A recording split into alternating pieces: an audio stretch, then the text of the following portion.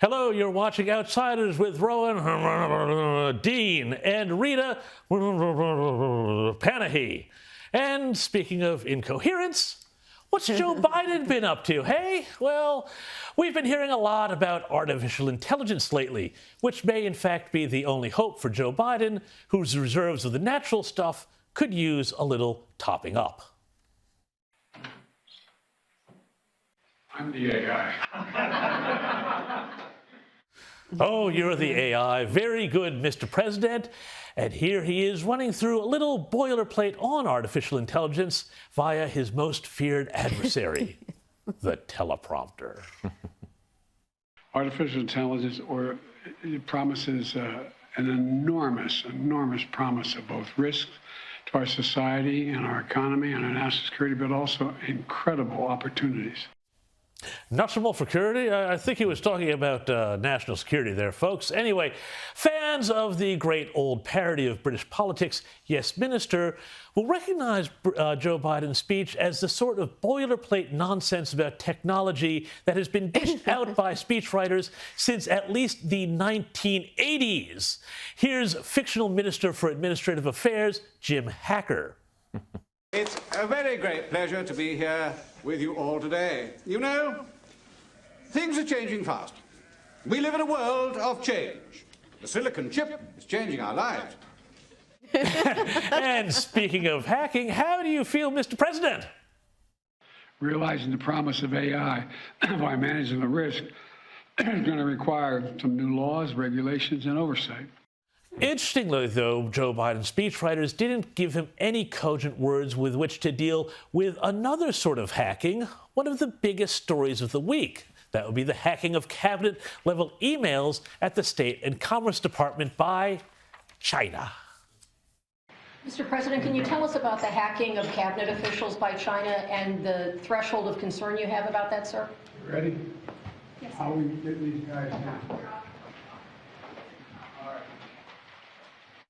Well, they, and by they I mean we, don't call him Walkaway Joe for nothing. Now, this certainly wasn't the happy ending Biden got when he delivered a speech in Philadelphia the other day. Stop it. You can talk about other leaders that way, but not Joe Biden the other day. And he was allowed to eat ice cream sandwiches with construction workers.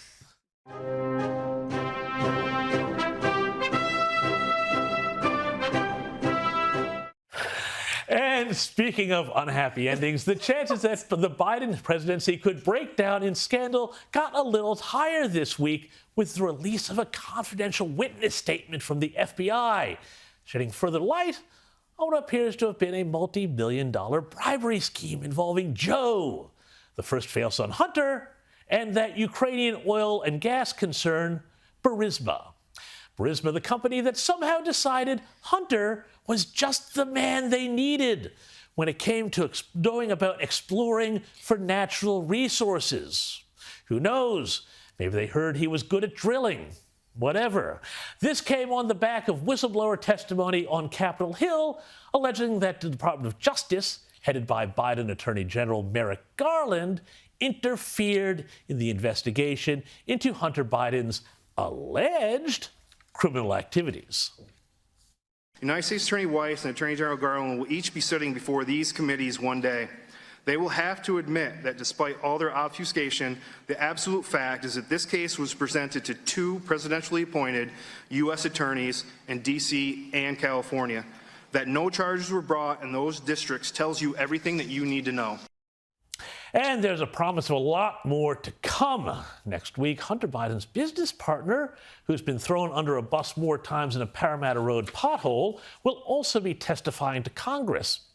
In the meantime, I have to wonder, what's the holdup? I mean, if America is now in the business of indicting former presidents over payoffs to mistresses, surely current presidential families being on the take from Ukraine is worth a bit more of the court's time.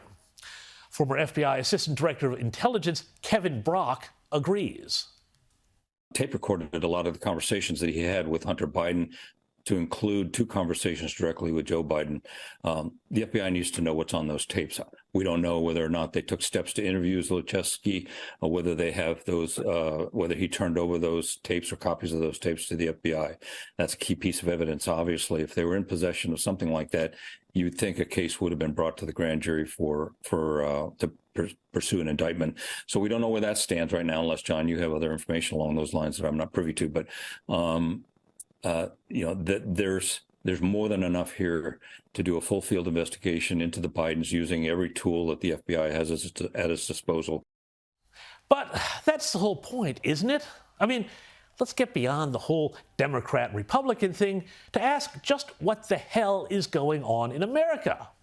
It seems to me that there is very much one rule of law for the political insider class that is holding on for dear life to power, and another for outsiders and those who would seek to overthrow them. Okay. These people like Trump, aren't revolutionaries. Better term for them might be counter-elites. But whatever you say about them, they are a threat to the establishment. This means that the insiders, those in power, must be protected at all costs. And those on the out must be demonized and expelled, which explains all the lefty fantasies about Donald Trump and orange jumpsuits. It explains much more, too, such as the massive push that's on to restrict free speech and the flow of information, and inconvenient truth as misinformation, as well as the consistent use of fear, something Robert F. Kennedy Jr. talks a lot about, to keep people frozen in place and not asking questions.